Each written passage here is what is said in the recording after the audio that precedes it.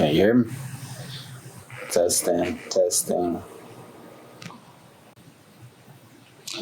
So I got into business pretty early. Now I started my very first business at 8, second one at 10, third one at 12. But we'll just say as an adult, I got serious into business in college. So my sophomore year at USC, I started reading Black Enterprise and Small Business Opportunities magazine. So my entrepreneurship started to peak, and I started to get more curious about different business ventures. So what ended up happening was I saw a business opportunity post in Small Business Opportunities magazine for commercial cleaning franchise. I won't name the franchise because I'm actually trying to get a corporate check from them. So until they pay, we just say a franchise. Actually, the number one franchise in that industry, in the commercial cleaning space. NASCAR sponsorships, endorsements, the whole nine. All right, so this particular company, it was low cost to get in, about $1,500. I've owned 2 of this particular type of commercial cleaning franchises. At the time, I was 21. Like I said, my sophomore and junior year at USC, I took a year and a half off for the military. So I joined the National Guards, went to basic training and all that. And I wanted to make extra money. So I was working full-time as loss prevention at Parisians and then going to USC full-time. So while I'm at work, I'm writing business plans. I'm listening to motivational speakers, Les Brown, Zig Ziglar, Jim Rohn, reading Black Enterprise, Small Business Opportunities magazine. So I was like, okay, well, how can I get more income? Because, of course, at Parisians, $300-400 a week was not enough to live the life that I wanted to live. So that kind of piqued my curiosity into other business ventures, which led me to the cleaning business. Cleaning business is like one of the top 10 businesses that produce millionaires. It's low-cost startup, low overhead. Really a no-brainer. Like, you don't really have to think and mastermind how to do it. You just show up, clean, or do the floors and get out of there. So, like I said, I became the youngest franchisee for this particular company at 21, which was the legal age to buy the franchise. Still remember our very first contract. I had a partner at the time. He was a couple years older than me. Hard worker. Both of us, had ambition, had the vision, the work ethic. We wanted the money, so we basically was on the same page in that regards. So we bought the franchise. Put together an LLC. Put a couple dollars together. Bought the franchise. Like I said, I became the youngest of their franchisees. Our very first contract was $200 a month. Discouraging, or could have been for most people, because we had to show up to this account for 3 days out the week. It took about 3 of us 2.5 hours to clean it, so it's about 10,000 square feet. Very underbidded. Like, I felt like they should have paid more money for the service they were getting. However, we didn't complain. It was like, okay, this is our first contract. We're in business now, even though we weren't making any money. So we stuck. We stuck with it in order to build it up to 6 figures or whatnot. Went through a lot of troubled accounts, meaning accounts they just give you like, hey, look, the last person wasn't working out. Let's see how you work out. Since me and my partner were hard workers, we was able to keep the contracts, maintain them, get them in good rapport. But like I said, underbidded, but it still added up. So in college, I ended up getting into a few different ventures. The cleaning business was kind of like my foundation business. So I've always used the cleaning business as a springboard, so like my personal bank to fund other ventures. So we went from cleaning business, we had a restaurant. So I had my first restaurant at 21 also on State Street in West Columbia. It was it was a lot that went into that venture. So I won't go into details in this video, but we'll just say that was one of the businesses I did have in college. So I had the cleaning company. We had a restaurant. We also acquired a lawn care service out of the Carolina Trader, which, that was a pretty good business. To this day, my business partner, even though we split, he still has the same business. He's grew it 5 times, bigger than we had it. Hires a lot of employees, kind of like a family-based business. So what I would say to college students that are thinking about diving into entrepreneurship, I would definitely say just do it. I'm a Nike guy. I think they have the best slogan in the world, the 3 best words besides I love you. Just do it. So now what you want to focus on is personal development. So even though you're in college learning what you're going to be doing as a career potentially, personal development is it's a personal thing. So you're only going to learn a certain curriculum going to college. Personal development and self-education is, okay, what books, what authors, speakers do I need to listen to? What information do I need to consume to help me out personally in this wealth game? So in the wealth building game, it doesn't matter about education. Like most millionaires, billionaires actually have very limited formal education, but they're what you call self-educated, and they engage in personal development.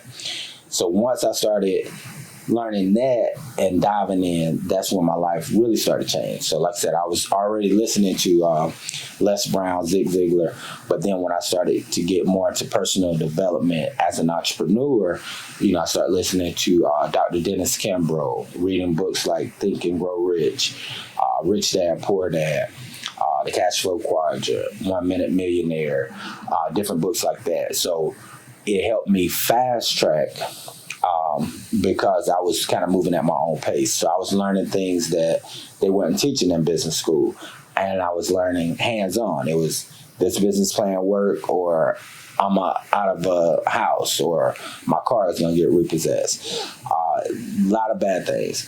So I took, personal development and self-education very serious in college. At one point, I took it probably to the extreme, so I don't recommend this. I'll just say my story. This is my truth.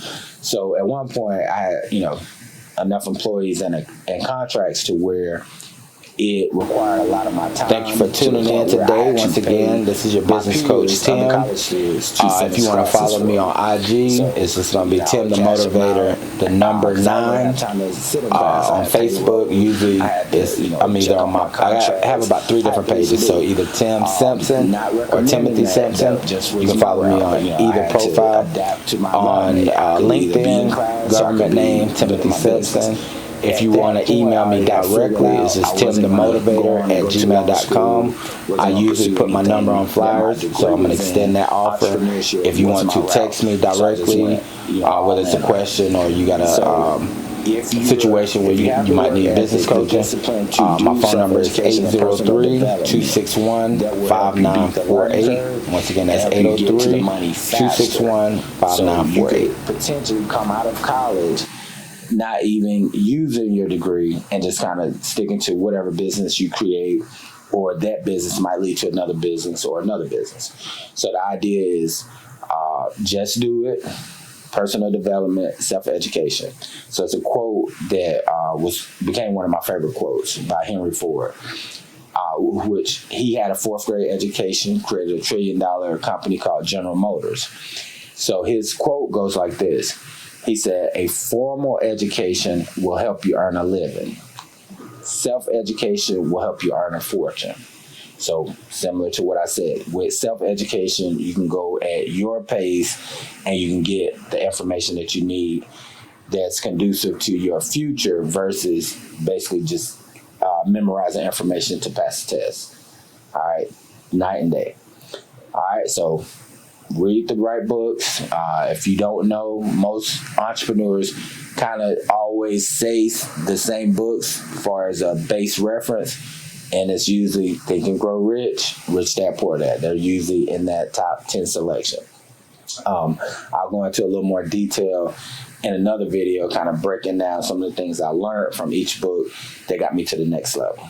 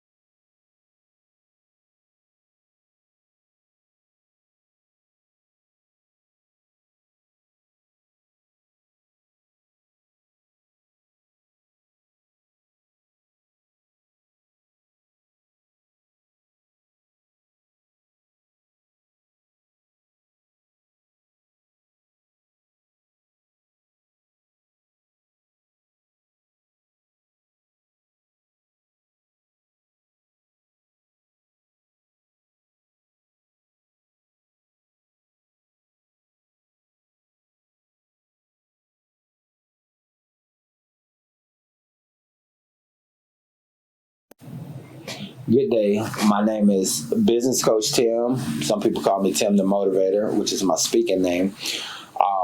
I am a serial entrepreneur and business coach. Serial entrepreneur meaning I'm not married to one particular business. I just like business in general.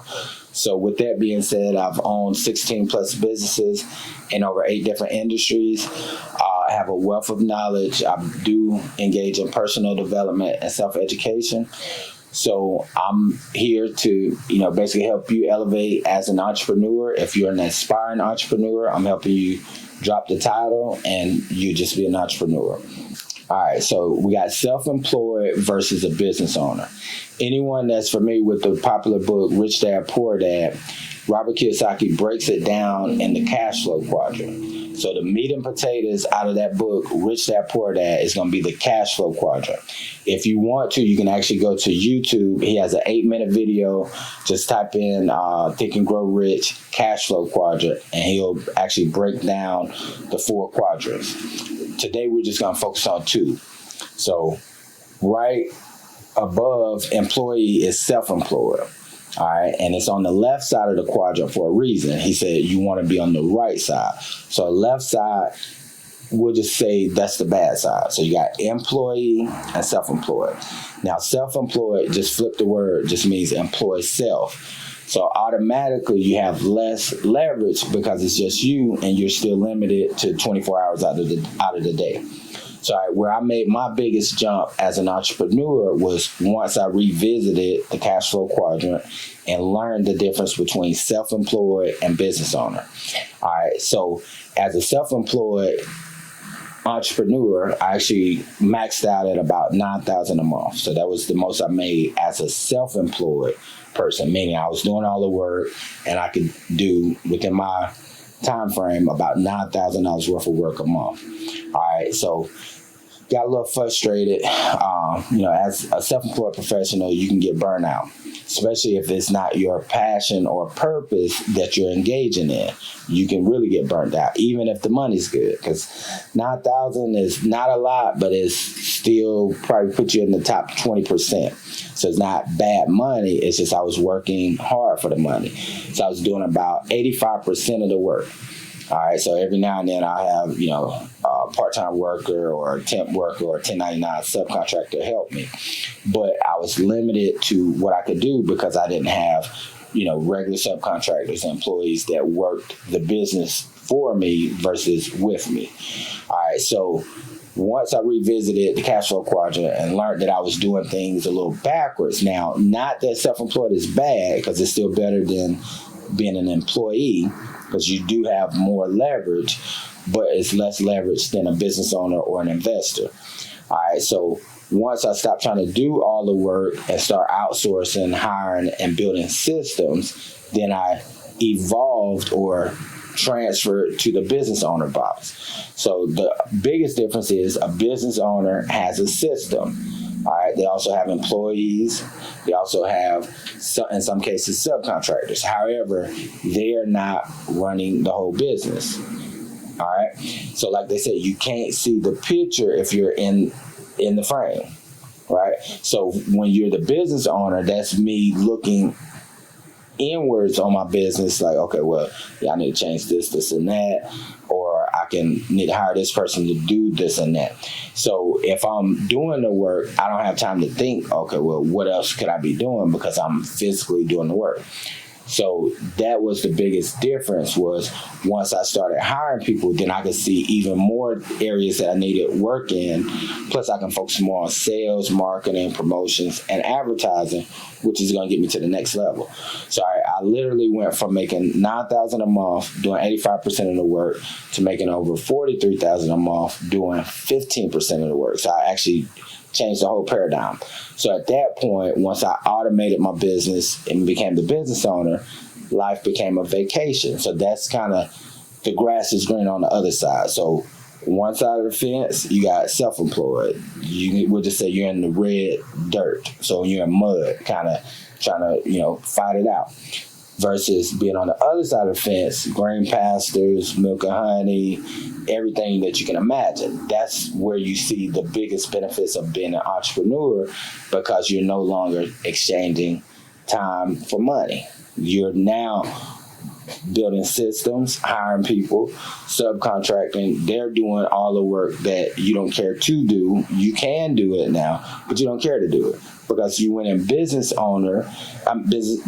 for 3 reasons, which is why I went in. 3 F's: financial freedom, flexibility, and family time. So if I'm doing all the work, very little bit of flexibility. Now I might get the financial freedom, but I don't have the family time. So you want to go for 3 for 3. You want the financial freedom, flexibility, and the family time. So yes, the grass is greener on the other side, but the other side is business ownership versus self-employed, me doing all the work. I'm the key employee. I'm the CEO, the COO, the janitor, the everything. All right. So revisit Rich Dad Poor Dad cash flow quadrant for more, elaboration on why you want to be the business owner versus self-employed. All right, how to buy a business off Craigslist. So for all of y'all that think Craigslist is not a great tool, I would say the opposite. So I actually wouldn't mind eventually being a national spokesperson for Craigslist, because I've had really good experiences on there. I've found hundreds of thousands of dollars worth of commercial cleaning contracts. I've bought and sold furniture on there. I found a lot of my cars on there, condo, and a lot of other things. But what we're going to talk about today is actually buying a business off Craigslist. All right, so I'm going to just keep it real simple. If you're familiar with Craigslist, only thing you do is go to Craigslist in your city, look under businesses for sale, and then you just basically scroll. Now, if it's something that you're looking for specifically, you use the search box. So, whether it's tire shop, car wash, hot dog stand, food truck, whatever.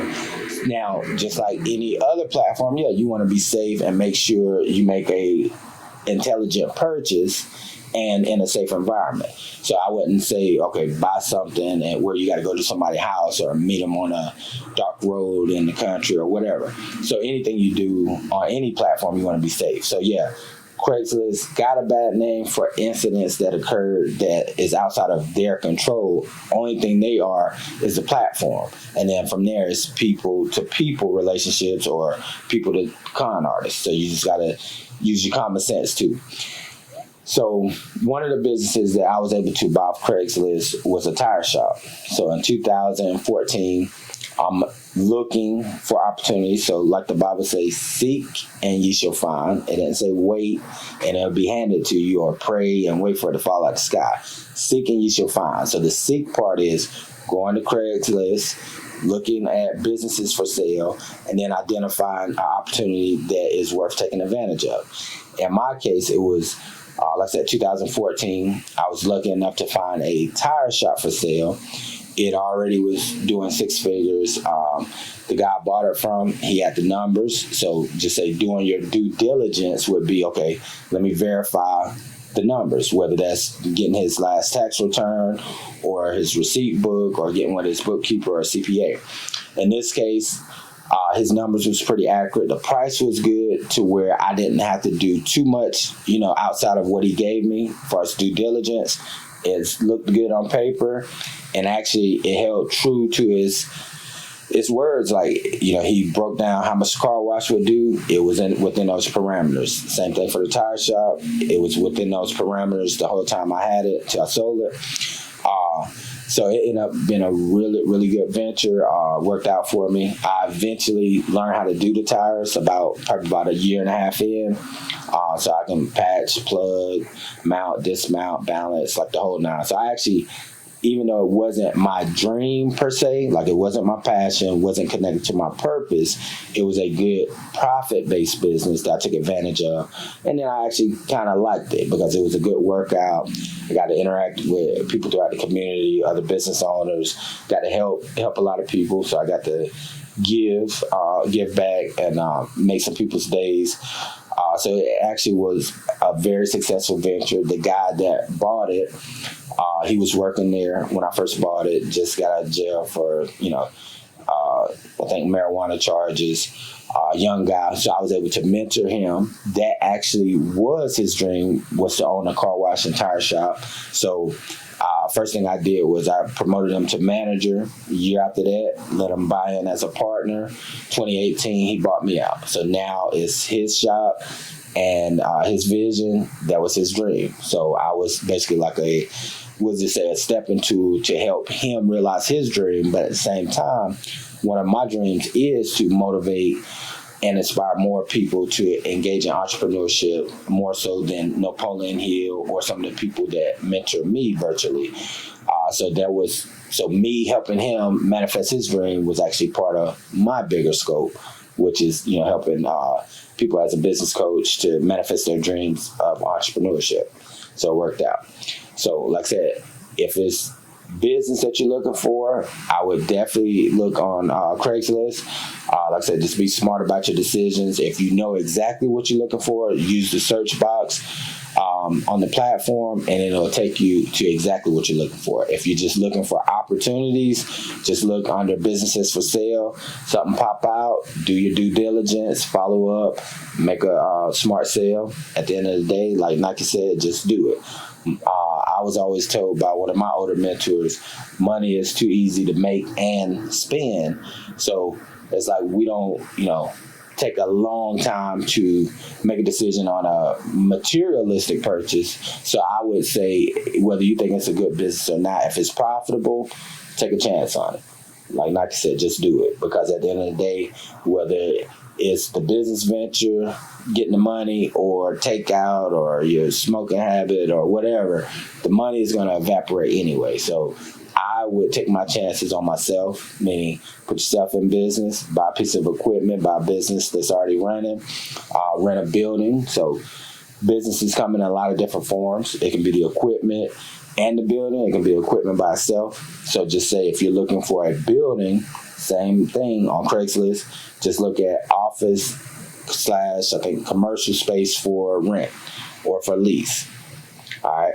Now, back to the tire shop. So since we're talking about leases, all right. So when I went to purchase the tire shop, it actually was an Indian guy in front of me. And so I'm sitting in my truck like, okay, well, he's probably going to buy it. The only thing that scared him was the lease. So the lease at the time was $1,880. So that's almost $2,000 a month. At the time, I was already, spending about $1,000 on takeout, probably $400 on smoke, traveling. My expenses was pretty high already. So that the rent didn't scare me. So I looked at it as a straight opportunity. Like, look, this is pretty good. I'm going to do it. Because it already had profits that exceeded the payroll, the rent, and the expenses. So it still was a win-win for me. So when you're looking at commercial leases, yes, some are going to be higher, just like they say, based on the location.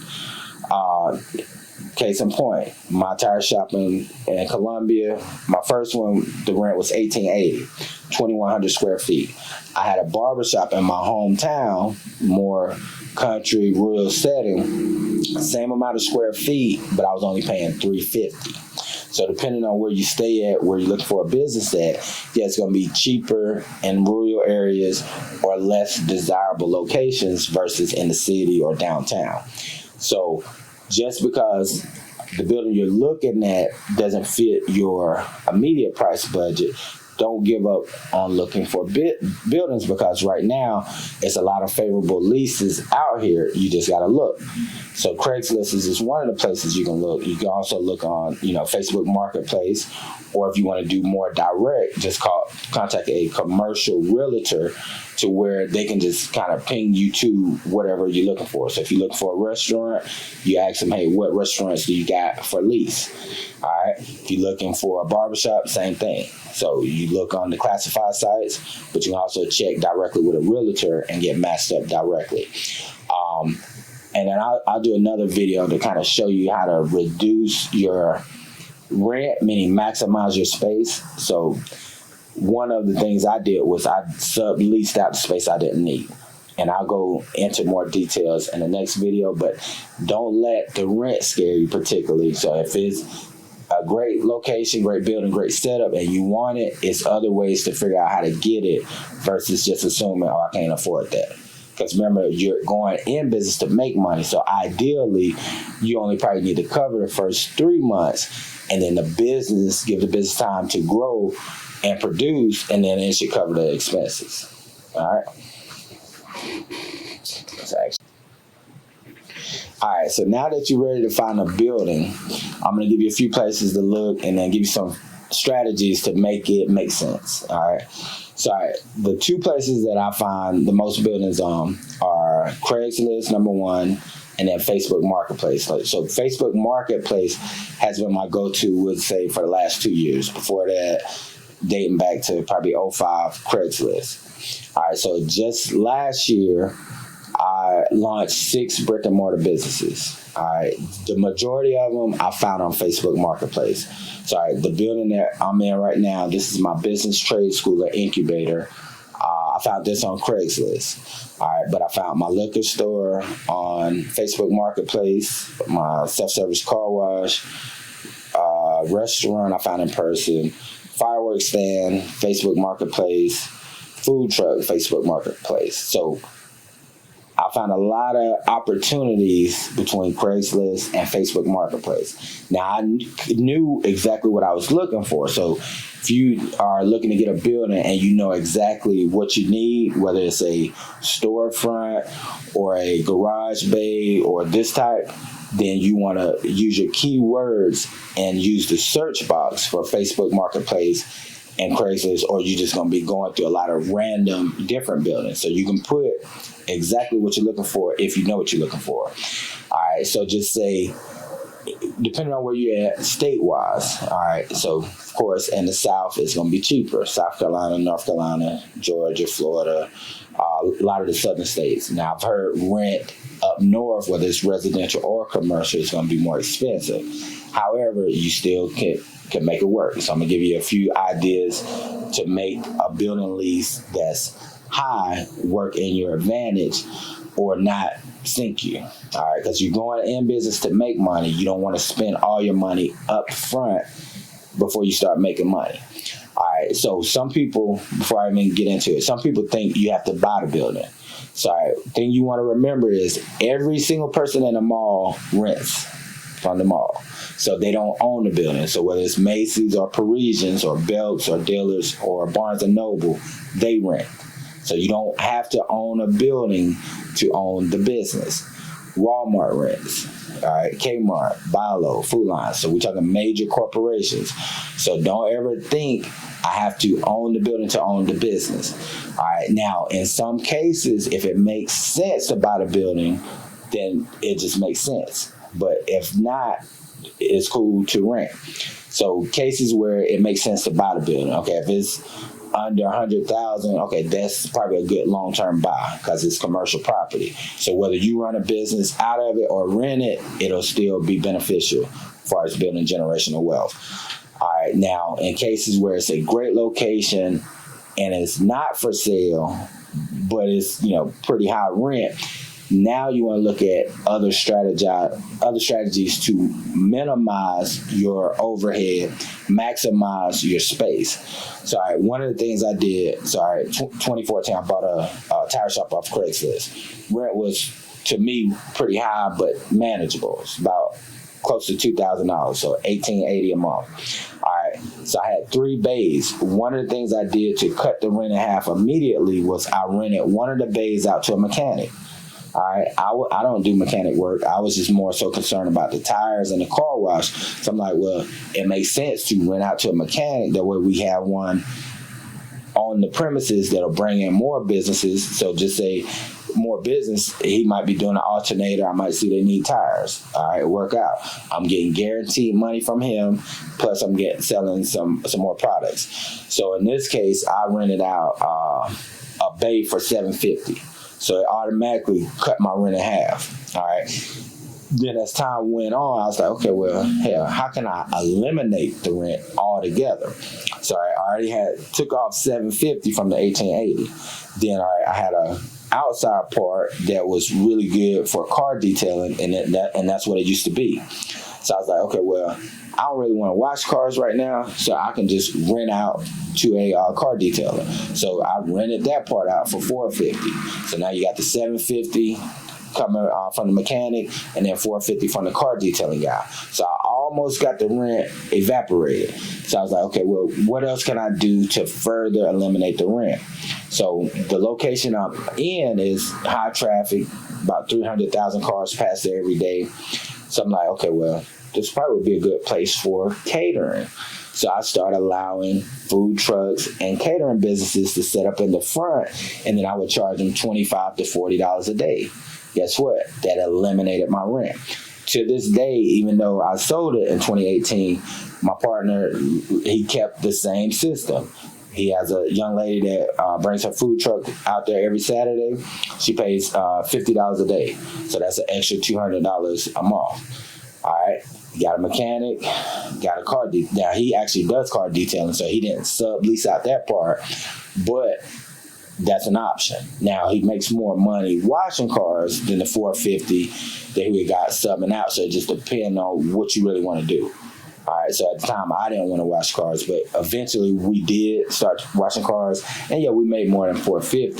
We was making about $1,000 a piece a week, but I wanted to do it at that time versus when I first got the building, I was just like, hey, how can I minimize this overhead? So subleasing would be the term. And what you do is you can basically create a subleasing contract. Like, hey, this is the square foot you get and this is the amount you pay. It got to be paid on this date or by this date every month. So you just make up a sublease. Now, to minimize your liabilities, of course, if you got a renter, you got extra income. So you also want to play smart. Go ahead and get building insurance, whether that's general liability to cover your equipment and things inside and minimize your liability as far as customers, or look into what they call building insurance. To where the whole building is covered. Most building owners, they already have that type of insurance. So you just want to play it smart. So minimize your overhead by subleasing the space, and then maximize your profits by protecting your assets, plus create multiple streams of income that you can do within your parameters as far as inside and outside of your building.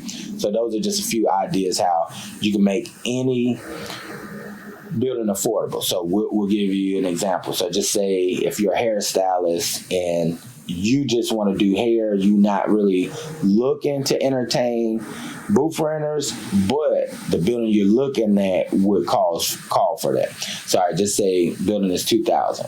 All right, so your office is 500 square feet out of the. We'll say it's 2,000 square feet and it costs $2,000 a month. All right, so you got your office. All right, so now you got a lot of more space that is not maximized, and then you still got this $2,000 a month rent. All right, yeah, you can probably pay it out of the hair you do, but why would you want all your profits to go towards your rent versus, okay, what if I sublease out 4 spaces for, we'll say, $400 a month? All right, so now you got 1,600 coming off of that 2,000, and then all you're liable for is 400. So I'd rather pay $400 rent than 2,000 because, like they say, a dollar saved is a dollar earned. So if you can keep more of your money that you actually made providing labor, the better off you'll be. So sublease to other stylists, makeup artists, beauticians, photographers. So you can get as creative as you want to be. It can be to a bakery vendor. Well, you might can't do hair and food at the same place, but you can get somebody to put a vending machine in there, or you can put a vending machine in there. So there's a lot of different ways to maximize your space. It doesn't necessarily have to be physical assets like people. It can be equipment. So just say at my tire shop, other things I could have did was I could have put a coin-operated vacuum. I could have put a coin-operated air machine. I could put vending machine, drink and coke. Now I'm maximizing the space and increasing my profits. All right. All right, so a few reasons why people fail in business. Now, I'm going to start with the biggest one I've seen, would say, in the last 3 years. Lack of advertising.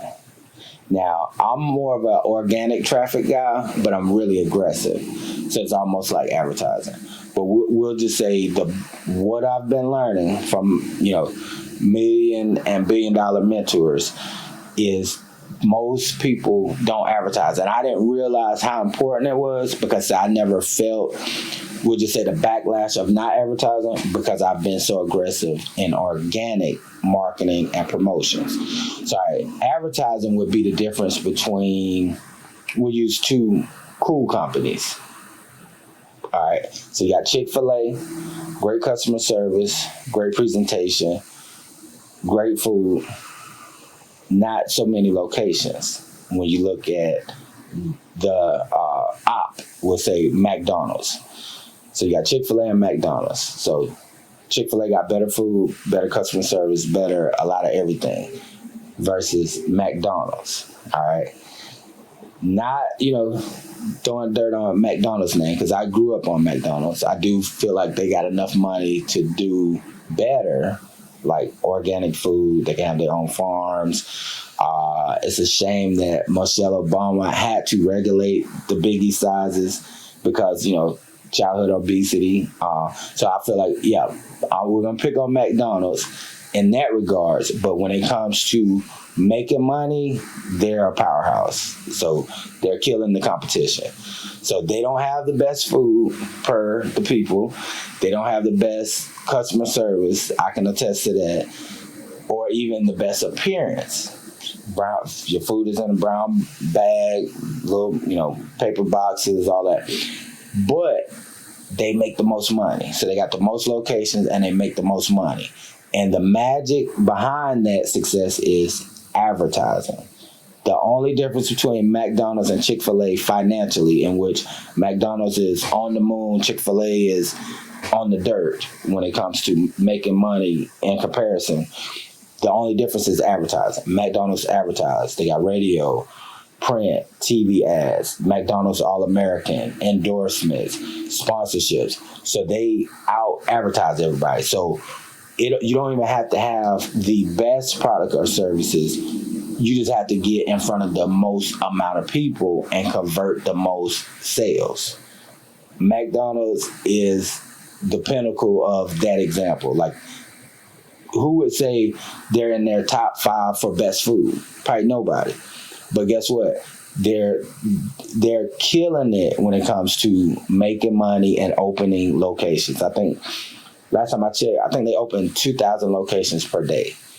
Chick-fil-A couldn't fathom that speed of opening locations. Now they're more into quality control and presentation and customer service, which is great. But when we're talking about the money game, McDonald's is a juggernaut. All right. And the only difference is they advertise. So the difference between your mom, your sister, your wife that can cook really good and might sell a couple plates versus McDonald's, so your mom, your wife, your sister got better food, McDonald's advertises more. So Most businesses fail because they don't advertise, meaning they don't reach enough people and convert leads into sales. All right, so whether you're a seasoned entrepreneur or first-time entrepreneur, thing you want to learn in this era is IG ads, Facebook ads, Google ads, YouTube ads. I'm not sure if everybody's probably familiar with Billy Jean. He's a marketing and advertising guru. Probably see him on YouTube, Facebook. He said the same thing. Advertising changed his life. Like Lamborghinis, Maseratis, like the office looked crazy. But he advertises, advertising. All right. So if you're scared to advertise, pay an advertising company. However, the name of the game is advertising. The difference between a small company, or how black people say little business, and a big business is advertising. All right. So another reason why I would say people fail is some people fail to start. So this is for aspiring entrepreneurs. The reason why we have a phrase called aspiring entrepreneurs or aspiring anything is because you hadn't done it yet. So most people fail before they start. So I don't think you can fail if you don't quit, but you can absolutely fail if you never start. So like they say, you don't have to be great to be successful or even get started, but you got to get started to be great. So you don't have to be great to get started, but you gotta get started to be great. So if you never start, you fail from the beginning. So that would be the number 2 reason why most would-be businesses fail, is because they never get started. Now, and that could also mean, okay, you got your LLC, your business license, your bank account, tax ID number, all that, but you never get started. That's basically the same thing as not starting, is you didn't start the process of attracting clients or providing a product or selling a service. All right. So starting is a little more than, okay, well, I just got, everything legally that I need to be in business. No, you still want to start your business. So you start marketing, start promoting, start selling, start advertising, start something. Like, you got to get the ball in motion or you're going to fail. Then I would say probably the number 3 reason people fail in business is listening to other people. All right, so I believe in mentors. I believe in self-education, personal development. So with that, don't listen to your friends or family that are working jobs and telling you what you need to do in your business. Hell, they ain't in business. So you want to listen to people that actually have your best interest in mind, which are the people teaching what you're trying to do, because they're going to know the learning curves. They're going to know the pitfalls. They're going to know the challenges. They're going to know how much, what you need to do to get started. What's the minimum? What's the maximum? What type of equipment? All that. So don't listen to people that are not doing what you want to do, and they're trying to tell you what to do with your business. They hadn't even got started. So, mind your business. Hopefully they'll find some business to get into so they can mind their business. But look for virtual mentors or physical mentors. Virtual mentors will be speakers, coaches, consultants, influencers, anyone that got the information that you need. You want to listen to those people because they're going to talk the language that you need to hear. What they talk about is going to resonate more to you because they're actually out here doing what you're trying to do versus your friends or family that's, clocking in and, basically working a job they hate, but trying to tell you what direction to go in your business. Their information is not going to be relevant to your success. Now, they might have good intentions and just have the wrong information. If they're not doing what it is you're trying to do, even with good intentions, they're going to mislead you because they haven't done it before. All right, so you want to find people that are in the industry that you want to be in, doing the things that you want to do or aspire to do, and then ultimately you want to just do it. So if they lay out the blueprint, follow the blueprint. Like they say, success leaves trails.